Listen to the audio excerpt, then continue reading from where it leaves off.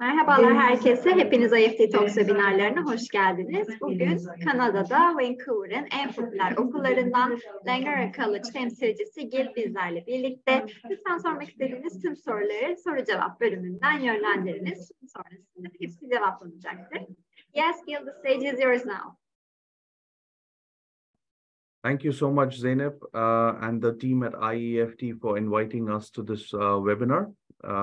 My name is Gil, and I'm from Langara College. I am the manager for international marketing and recruitment.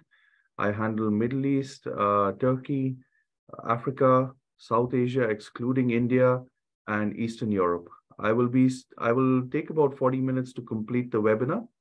And during the course of the webinar, I will cover a lot of, all aspects pertaining to study in Canada, study in Vancouver, in Western Canada, as well as I'll cover some points about Langara College. So just give me a minute and I will share my screen.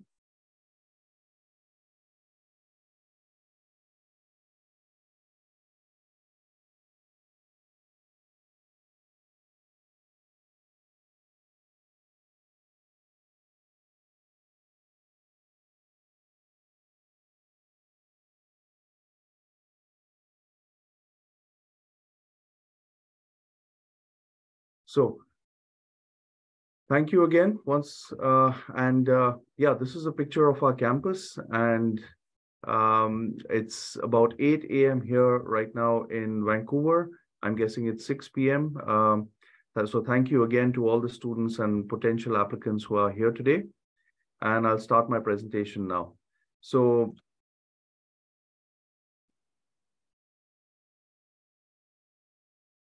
the agenda for my presentation is I'm going to talk about Canada. I'm going to talk about the BC University Transfer Program. I will speak about the advantages of studying in Canada, and I'll cover some aspects about Langara College as well. So Canada and British Columbia. So our geographical location. So all of you, I'm sure, know where Canada is. We are above the United States, north of the United States, and we are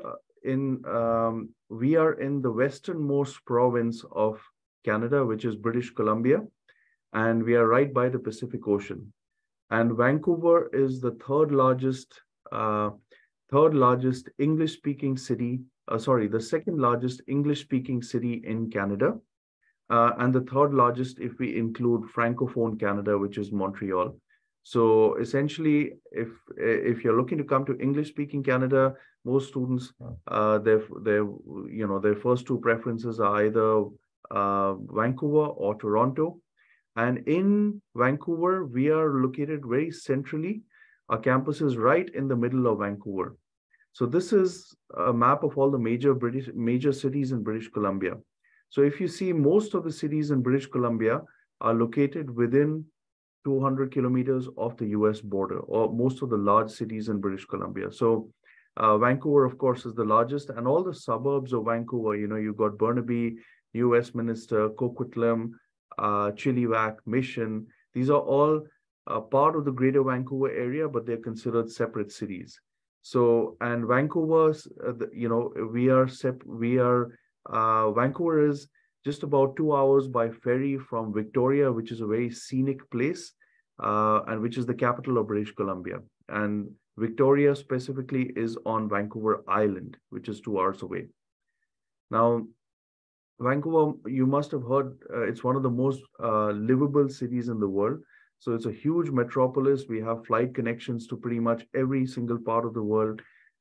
We have a direct flight from here to Istanbul. We launched this October, a new flight is coming from Vancouver directly to Dubai. So we're a melting pot of different cultures. A lot of people come here. A lot of different languages are spoken on the subway or the transit system. There are languages that I never knew existed, which I've now heard after moving to Vancouver. We are right by the ocean. So there's plenty to do. If students want to go skiing, that's 2 hours away in Whistler. If they want to go to the beach, that is also just about 1 hour away. So there's accessibility to a lot of outdoor options, and which makes it a very good city to be living in.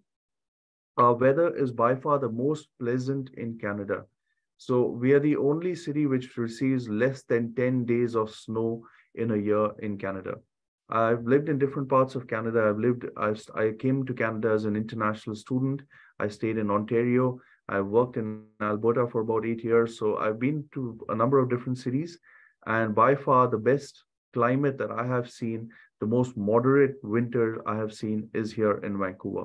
So our winter temperatures go down to -10, but that's in very extreme cases. And that's maybe just around 5 to 10 days of the year. We do get some snow, but it's not as much as you would get in any other city in Canada. We have a very well-connected transit system. So we have, we've got buses, we've got double-decker buses, we've got the train system. We also got the sea bus, which connects, parts of Vancouver which are not on the mainland. Like North Vancouver is a ferry ride away, so it's about a 20-minute sea bus. So there's plenty of, and for students, if you once you're a Langara student, you have a student ID, then your transit passes are essentially free. So you can travel to all the entire lower mainland without being charged for it. I'll now move on to the university transfer system. I'll talk about, to give you all some context, I'll highlight the US university transfer as well as the Canada university transfer program. Now in US, the colleges and universities pretty much run parallelly to one another. So you have, after grade 12, you can either go to a college, do a 3-year higher diploma or a diploma or an advanced diploma, or you go to university.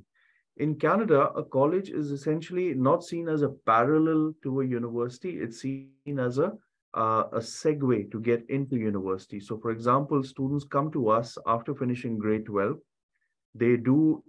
Either they do a 2-year diploma or they do a university transfer program, which is also 2 years. Those are called associate degree programs. And then they move on to the 3rd and 4th year at a university. So we have plenty of university partnerships all across Canada, but most of our students, because of the weather in Vancouver, they prefer to stay on in Vancouver and they eventually move on to University of British Columbia or Simon Fraser University. So, but that being said, there are other options as well. So students can even move to universities in the US. So we have a university planning service as part of our counseling services on campus, which can guide you. Like, for example, if you've done an associate degree of science specializing in biology, it'll tell you which universities have a direct transfer agreement with and what specific degree you could matriculate into that particular university. So for example, if a student wants to go, let's say, to Montreal, McGill University after finishing, so our university planning services will advise you how you can matriculate after finishing a 2-year diploma, the associate degree, and what specific program you will be going into when you're transferring to McGill University in Montreal.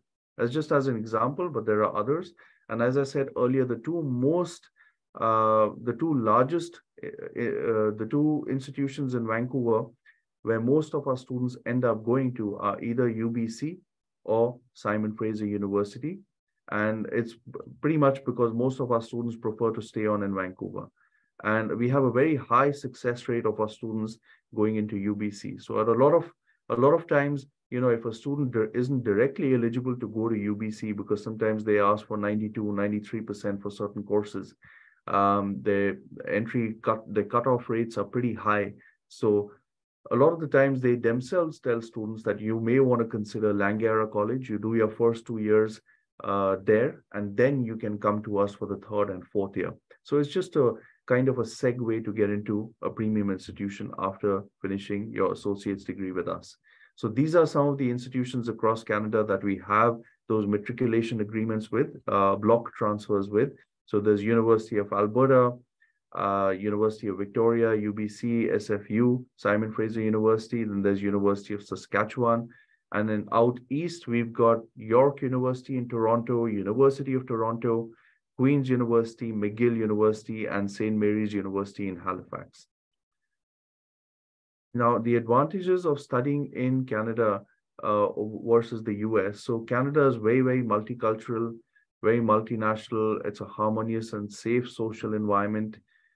British Columbia offers a seamless and smooth pathway to universities, and it's very transparent. Like in British Columbia, or if you can actually go onto the web and look for the British Columbia transfer guide, and you put in what program you're doing at which college, and it'll tell you this program can lead to these degrees at these particular universities in British Columbia. So it's a very seamless and transparent transfer pathway that we have. And we have very high quality and world reputable post-secondary education. And that being said, even our secondary education, which is high school, we have one of the most difficult curriculums in Canada. So our curriculum, let's say if you're coming from, if you're trying for University of Toronto, the entry requirements for students studying in BC is lesser than, let's say, the entry requirements for a student studying within Ontario, because our curriculum, our high school curriculum, is the most advanced curriculum in Canada. So in general, our tuition fees is much lower. Also, as compared to the US, our credentials are as widely recognized as they would be, if you're graduating from a US institution. Working in Canada, you have the option of working in Canada, so you can work part-time 20 hours while you're a student. And you can also apply for a postgraduate work permit after you graduate. And all our programs are one-year certificate programs, our two-year diplomas, our two-year postgrad diplomas, and our associate degree programs are, students graduating from them are eligible to apply for a postgraduate work permit. And Canada is generally very welcoming to international students, and we love for our international students to stay on. And I'm a good example because I came in 2009 as an international student to do my master's, and I've been here ever since. Canada, by comparison, from a cost perspective, so it's just some of the more popular English-speaking countries listed here. So you've got Australia, US, UK, and Canada. In Australia, US, and the UK, you can see, the total, when you convert it to US dollars, is over $30,000. Living, studying, all included. Canada, it's a little bit less, so it's a little under 30,000. So, in the English-speaking world, we are one of the more affordable options when you're considering studying abroad. Now, students have the option of working on or off campus while studying. And as I said, there's if you're looking to stay on, a lot of our students end up applying. Let's say they do a two-year program, a two-year degree, a two-year associate degree, or a diploma with us. Then they are eligible to apply for a three-year postgraduate work permit. And then that, they can eventually segue into permanent residency in Canada. So they can apply. There are plenty of options and streams. You can apply for permanent residence through the express entry or the provincial nominee program. And, for certain countries like Hong Kong, there's an express entry program, and Hong Kong and a couple of other countries. So there are plenty of avenues for students to actually stay on in Canada after coming to Canada as an international student, to stay on permanently. So these are some pictures of our campus, and as I go along the presentation, I'll keep showing you some pictures. I'll tell you a little bit more about Langara and its history. So we are one of BC's leading post-secondary institutions. So when you're looking at coming to Vancouver, if you think of a university, obviously everybody will say, I want to study at UBC, and second choice is SFU. But when you're looking at the college sector within Vancouver, the first choice for most students is to study at Langara College. And the second choice, I would say, maybe would be Douglas College. So we are, like UBC is regarded in the university sector, we have the same sort of regard in the college sector within Vancouver. We opened our doors in 1970 and used to be part of Vancouver Career College, Vancouver City College. And then we became an independent institution in 1994. We've been offering university level education, university level and a precursor to university level education in Vancouver for more than 50 years. And this is a picture of our campus. So we have all the facilities that a big university would have. So, we have a library, we have a Olympic-sized pool, we've got a gymnasium, we have, simulation rooms for students wanting to study nursing. We have a huge technology lab. And essentially, so we are a large community college, or you can say a smaller university. So our campus, these are some more pictures of our campus. And the building on the extreme left-hand side of the screen that you see, that's just new, that was constructed in 2018, and that is our technology center. And we do get a little bit of snow, as I said earlier. So the image on the right side of the screen is one of our snow days, but which is quite moderate, because you see not all the buildings are covered in snow as they would be in other parts of Canada. So this is our new science and technology building that I was telling you about earlier. And we have our nursing program, our computer programs, our web and mobile development, and essentially anything to do with tech or health sciences is taught out of this building. And this is another picture of our campus. This is another picture where there's snow. So I think this is sometime in December. This is what a few days of December looks like. So these are classroom sizes. Now, when you go to a university in Canada, I went to a larger university. I had more than 100 students studying in my class. So here in a first year class, you'll see maybe around 60 to 70 students. And as you go, you go into your second year, or you go into, you progress your classes, or you start choosing your electives, you will see your class sizes trimming down. So it's maybe around 30 students. Our average is around 30 to 35 students in a classroom. And these are some of this is a IT class. So you can see it's quite small. And this is a senior year IT class. So it's, as you go, the higher you go, and once you start choosing your electives, as I said, your class sizes start trimming down. This is our nursing simulation lab. So we have, live examples, we have dummies, and our nursing students actually work with, they have all the infrastructure that you would have to do your clinical experience at a hospital. And we have intramural as well as extramural sports. So we've got basketball, we've got soccer, we've got swimming, we've got lacrosse, and we have clubs as well. So, for students who are wanting to do something outside of class, we have more than 140 different clubs on campus. If you're interested in stamp collecting or hiking or kayaking, there's a club for pretty much everything that you can think of. And we also celebrate the diversity on campus. So this is our Lunar New Year. Likewise, we also have celebrations on Baisakhi. We have celebrations on Nowruz. We have, different cultures. We celebrate all of the different cultures. Their auspicious occasions are celebrated on campus. This is another one from the Lunar New Year. And this is our I'll go on to tell you a little bit more about our total enrollment and some key statistics about Langara. So we have around 23,000 students in total. 16,000 or 16 and a half approximately are domestic. The rest, over 6,000, are international. And out of these 6,000 international, more than 5,500 are in university transfer or those two-year university transfer programs, associate degrees, or two-year diploma programs. 500 or so of them are in the English for academic purposes. So they are learning English. They've come to Canada to learn English. And we have more than 19 different nationalities represented on campus. And we get a lot of students from Turkey. That is one of our largest regions from where we have representation in our English for academic purposes program. And we have the Faculty of Arts, we've got the Faculty of Science, the Faculty of Social Science, Nursing, Management, and Continuing Studies. So these are essentially our 6 different faculties on campus. And some other aspects to keep in mind, we have a much lower tuition fee. So for example, at UBC, a first-year student would be paying around 40,000 Canadian dollars a year. With us, you pay 19,000 for the first year. So it's less than half of what you would be spending at your first 2 years in UBC. You save a lot of funds by doing your first 2 years with us, and then eventually, going on to do your third and fourth year at university.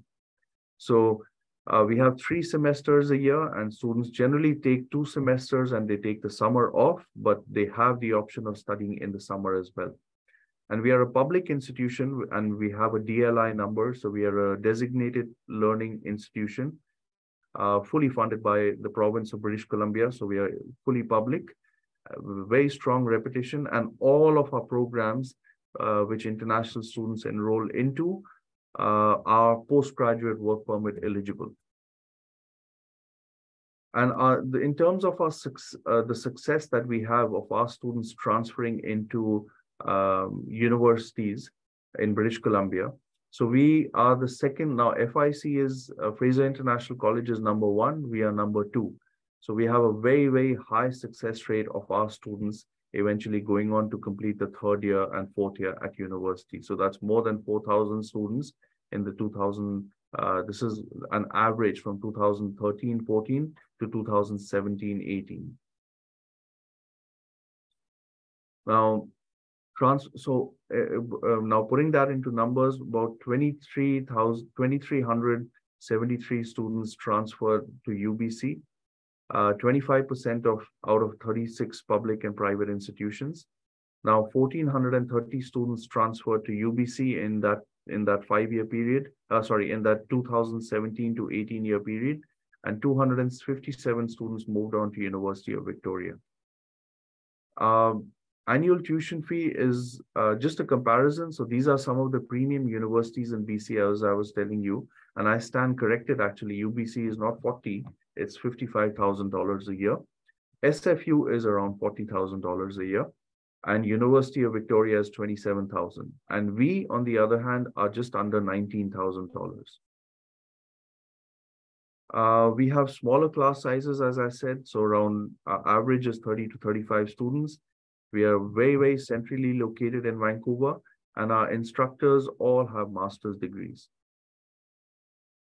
And some of them have PhDs as well. So geographically, this is a map of the Vancouver transit system.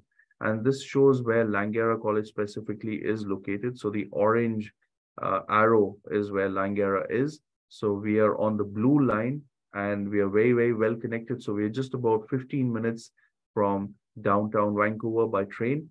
And there's a bus that goes from Langara to University of British Columbia, which takes around 25 minutes. We're also not far away from the airport, which is in Richmond. We are a 15-minute drive to the airport and a 15-minute drive to Metro Town, which is where all the restaurants and entertainment options are. So this is the train station right next to campus. It's called Langara, 49th Avenue, and it's maybe a 4-minute walk from campus. So very, very accessible to reach. And these are some of the supports that we offer to students who are studying with us. So we have tutoring, we have writing help, research help, IT help, book study spaces, and workshops to essentially improve your study skills, where we teach you things like how to reference an article or how to structure your essays. In terms of accommodation, now we are very, very centrally located. So we don't have residences per se on campus. We don't have on-campus accommodation, but we do have a very robust homestay program where our students get to stay. And this is more popular with first-year students. They get to stay with a local family, a host family. They live, they're not your real family. They're more like your guardians. So they will help you open, for instance, they'll help you open a bank account because you need a guarantor to sign a bank account when you're new to Canada. So they will help you with things like that, and it's a great way to get accustomed to life in Canada when you're living with a homestay provider, a family. They will, you'll see the way they eat, what foods they eat, how they go about their daily lives. And for students for whom English is not a first language, this is also another way outside of the classroom to improve your English skills. Now, these are some of our major programs that we offer to international students. So we have the English for Academic Purposes program, which is called LEAP. And LEAP is generally, doesn't run semester-wise, it's session-wise. So there are 8 sessions. There are 8 different levels in LEAP, and each level is about maybe 2 sessions, 2 7-week sessions. But students don't have to do, the entire LEAP program. When they enter into a LEAP, when they are offered admission into LEAP, we do a placement test, which determines which level. So if they go on to LEAP 6, so they do only LEAPs level 6, 7, and 8, and then move on to the academic program. So it's structured a little differently from as compared to other institutions. Now, we are a very strong pathway provider, so our associate of arts and our associate of science degree has a very high success rate, as illustrated in previous slides, for university succession. And we have the diploma in arts and sciences as well, after which students can eventually matriculate into universities. We have career studies programs. So let's say if you're interested, you don't want to do a degree, but you're interested in pursuing a career in real estate. So we have a 2-year diploma in real estate, which you could do. We also have post-degree diploma programs for students who already have a bachelor's degree. They can come, study an additional 2 years, get a postgraduate diploma or a post-degree diploma, that's what we call it, and they can start working after that. So I'll talk a little bit about our LEAP program. Our LEAP program is structured differently. So it's not a traditional ESL program. It's English for academic purposes, which is more, so there is a lot of academic research skills also that we try to include while you are learning functional English. So we teach, for instance, in LEAP level 1, we teach note taking. We teach you how to give a PowerPoint presentation. We teach you research skills, how to structure your essays, the introduction, the body. We teach you listening as well. So there's a lot of comprehension that happens where you're given, you hear a story between 2 people, and then you have to derive your own analysis. So that also we do, and then essentially focus on reading skills. And likewise, LEAP 1 has its own modules. LEAP 2, we focus on other things. LEAP 3, we focus on, and essentially there are 8 levels of LEAP. So each level, the emphasis is different, but it's more academically inclined rather than just an ESL program. The entry requirements to gain admission to our English for academic purposes program is essentially 12 years of formal education. And we don't require an IELTS or a TOEFL, because when you enter into LEAP, you have to do a placement test, which will ascertain which level of LEAP you are placed into. Our university transfer program entrance requirements is essentially 12 years of formal education. So we want a grade 12, equivalent of grade 12 completed. And for university transfer, we do require English language proficiency. So we either accept TOEFL or IELTS or Duolingo. And these are the different scores. IELTS, we need 6.5 and no individual band score less than 6. Duolingo is 110, and TOEFL, all the different modules scores are written here on the slide. So I've spoken about our associate degree programs. I'll just talk a little bit about our diploma programs. These are standalone diplomas for students who only want to pursue a career-oriented 2-year program and then eventually start working. They're not necessarily looking to eventually do a bachelor's degree from a university. So it's completion of high school and then a 2-year diploma. And we've got diplomas in computer studies, real estate, nutrition, accounting, business. This page also has more diplomas. So there's professional photography, design formation, animation, theater arts production, and gerontology, kinesiology, leisure studies, recreation leadership, criminal justice. So these are diploma programs after which students can just start working. Then we have 1-year career certificate programs as well. Now, these are not overly popular. The reason being that if a student comes and just does a 1-year program, they're eligible to apply for only a 1-year work permit. So most of our students prefer to do at least a 2-year diploma or a 2-year associate degree, or a 2-year for students who already have bachelor's degrees. They like to try and be admitted into the 2-year postgraduate diplomas. These are 1-year programs, and therefore students after completing 1 year, can only apply for a 1-year postgraduate work permit. But if they have a 2-year qualification from Langara College, then they are eligible to apply for a 3-year postgraduate work permit. But the option is there for someone who's looking to just do a 1-year program. They can consider one of our 1-year certificates. For career studies, our requirements are pretty much the same as it is for our associate degree or our diploma programs. Essentially, we need 12 years of formal education and an English language proficiency score. And certain programs like, if you're looking to do a diploma in social work, we do require some volunteer experience and some references in addition to just your academics and your English language proficiency. So there's a program guide, which is on our website, where you can see if any program has additional requirements in addition to English proficiency and academic requirements.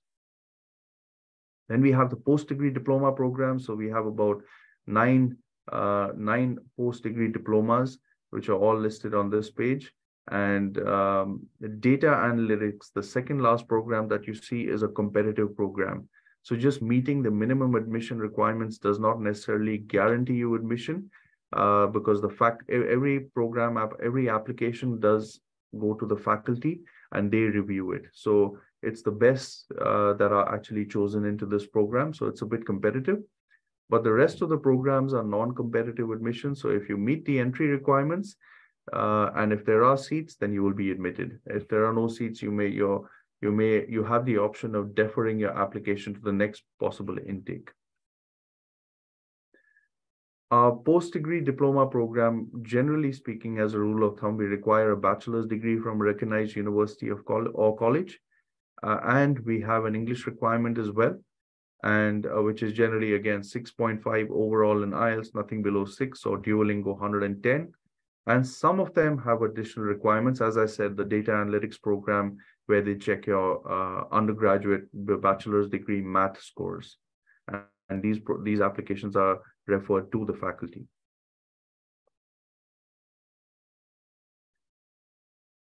We have two bachelor's degrees as well. So for students who want to do a business degree, they can pursue the entire 4 years of the business program with us. So they don't necessarily need to do a 2-year program and then transfer into UBC or SFU. They can do the entire 4 years with us. So one is BBA, and the second option that students can, where we offer the full degree, is BSc in bioinformatics. And so these programs are there and we are developing more undergraduate programs where students can complete the entire 4 years with us. So I'll talk a little bit more about finances. This is what your average annual expenses can look like if you're coming to study at Langara College. So tuition is just under 19,000. Then ancillary costs are there, such as health insurance, textbooks and supplies.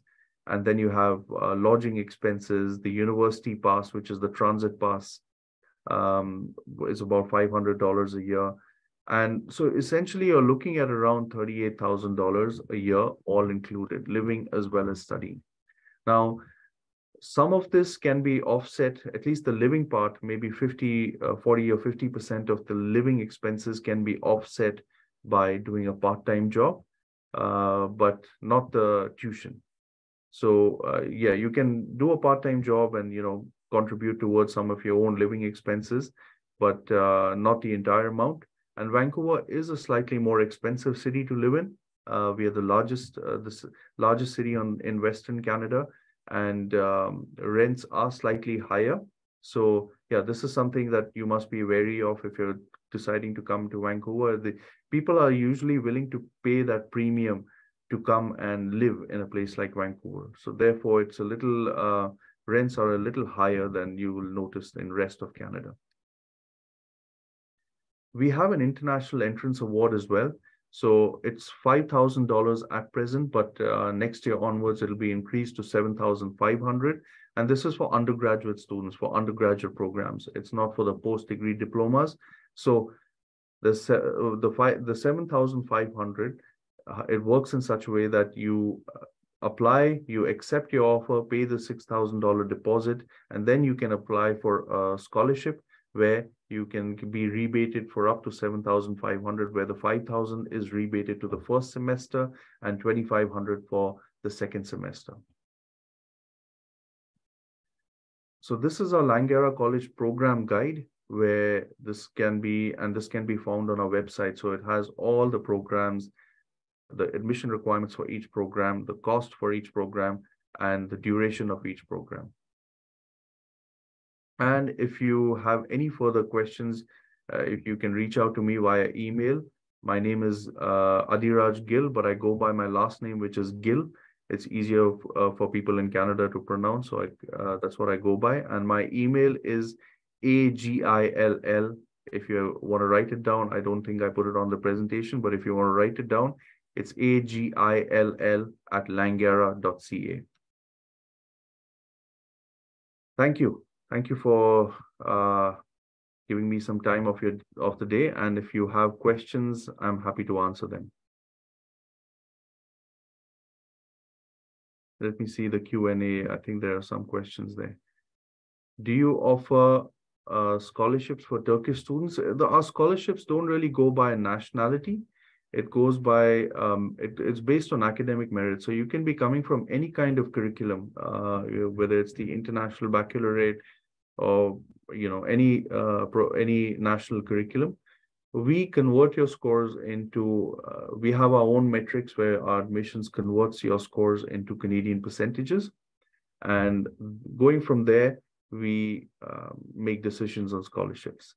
Now, scholarships, the earlier you apply, the better the chance, because it all depends on, we receive an overwhelming number of applications for every semester, and especially post-COVID, applications have gone up by almost 250%. So the sooner you apply and the stronger your scores are, so it's all merit-based, it's not really nationality-based. But that being said, there are opportunities for scholarships, and many of our students do get scholarships. The next question is, what kind of social and student clubs do you have? So there's pretty much something for everybody to do. So for instance, we have pottery, we have hiking, we have certain political clubs as well. If you're into debating, we have a debating society. We have, and most institutions, and we have that at Langara as well. If you find a group of students, who are willing to who have the same interest, but we don't have a club for that particular activity, we can, the students can take that initiative and start their own club. So, and there's possibility of funding as well to start that club from our student union. But that being said, there's pretty much everything for students. We have more than 100, and I don't have the list with me, but if you email me at agil@langara, I can give you the entire list of clubs that we have on campus.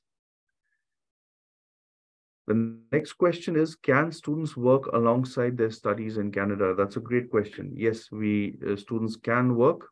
How it works is, while you're in this, you're pursuing the semester, you're allowed to work 40 hours per fortnight. So which is translates to about 20 hours a week. If you're looking to, during the semester break, for example, if you're, a lot of students don't study during the summer months, they work during the summer months.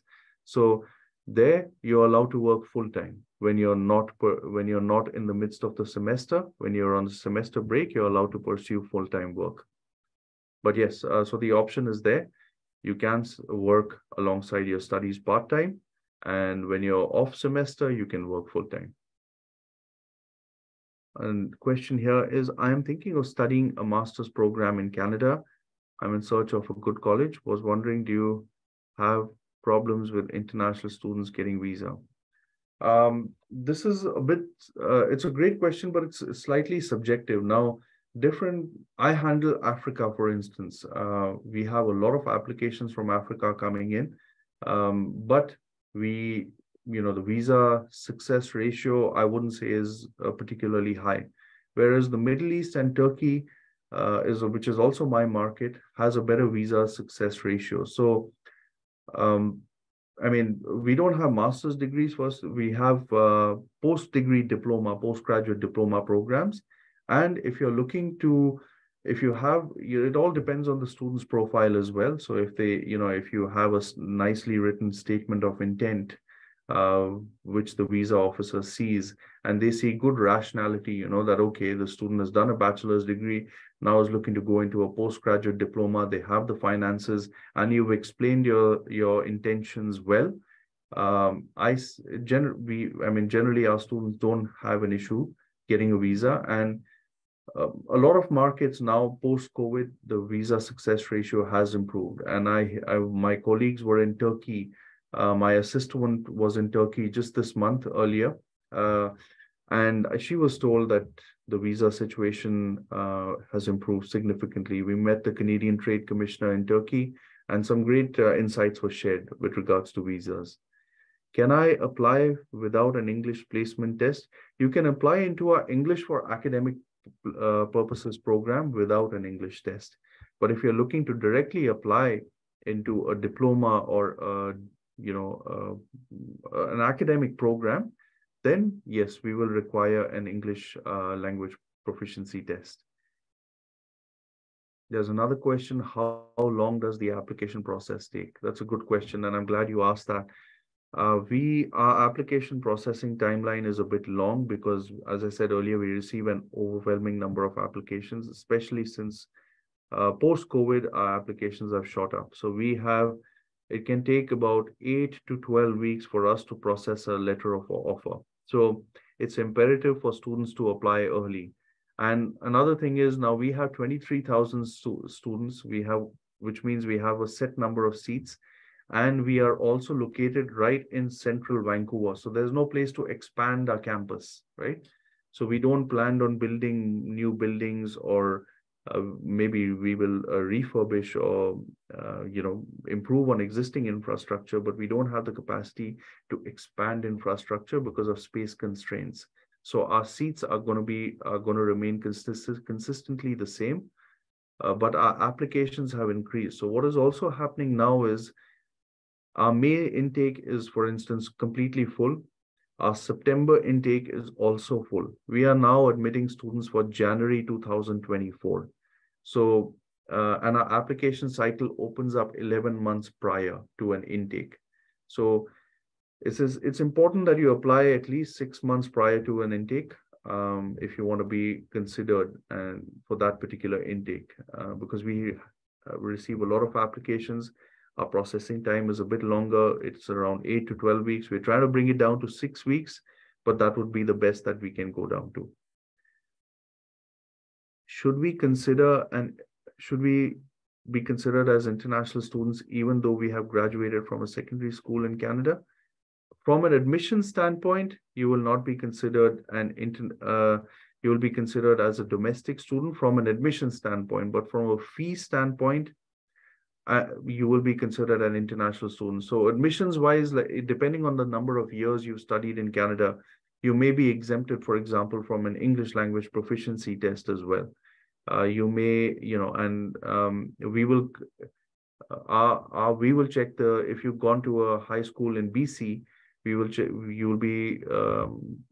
will assess you on local averages, right? So it's from an admissions perspective, you're considered domestic, and you may not have to write an English language proficiency test. But from a fee perspective, if you don't have a Canadian permanent residence or a Canadian citizenship, you will still be considered as an international student. The data analytics program, there's a question about the data analytics program. So all our post-degree diploma programs are 2 years. Some of them have an optional internship or a work integrated learning component. So, but even then, it's still 2 years. So it doesn't go up. If you decide to do an internship, it doesn't go up to 2.5 years. What you do then is students generally compress the academic component. They finish the academic component in 1.5 years as opposed to 2 full years. So they take more courses per semester. And at the last semester, they do their co-op or their internship. But either way, whether it's internship or no internship, our programs are 2 years. There's a question about study permit rejected, saying student won't leave country after studying, but Canada accepts many immigrants. Is it not contradictory? Yeah, sometimes there's no rationale, right? Like I don't get to see every file, but upon when I have that conversation with the student, I see that they have, sometimes I speak to students over Zoom, or they call me in my office, and the English is great. They have a bachelor's degree or, the required qualification from their home country. But I mean, I don't work for Immigration Canada, so I can't comment on their rationale or the decision-making process. But there are some cases of inconsistency that I have also noticed in the past. But that being said, the same students, when they've applied, it's sometimes hit or miss. The same students, when they apply a second time, they generally get a visa approval. And recently, we've seen a strong uptick in the number of approvals. So I don't have a good answer to that question, but because it's all subjective, and yeah, I can't, sometimes the rationale of the visa officer is a little questionable, but I hope we continue to see improvement on that front. So I think these are the questions, and let me see if there was some questions in the chat window as well. Oh, perfect. Thank you all. Thank you for all the questions you asked me, and I hope it was informative. And I will write down my information just here so that you have my email as well. Yes, thank you very much for the great presentation, Gail. It was very informative for the attendees, and you covered all of the questions. Thank you for your answers too. And also, I would like to thank the participants in Turkish as well. Katıldığınız için teşekkür ederiz arkadaşlar. Umarım sizin için de faydalı bir webinar olmuştur. Langara College ile ilgili diğer sorularınız için chat kısmında paylaşılmış olan mail adresinden Gil'e ulaşabilirsiniz. Bir sonraki webinarlarımızda görüşmek üzere. Thank you very much again, Gail. It was a pleasure to have you in IEFT Talks. Thank you so much, Zeynep. Thank you all. Thank you, everyone. Goodbye. Take care. Bye-bye.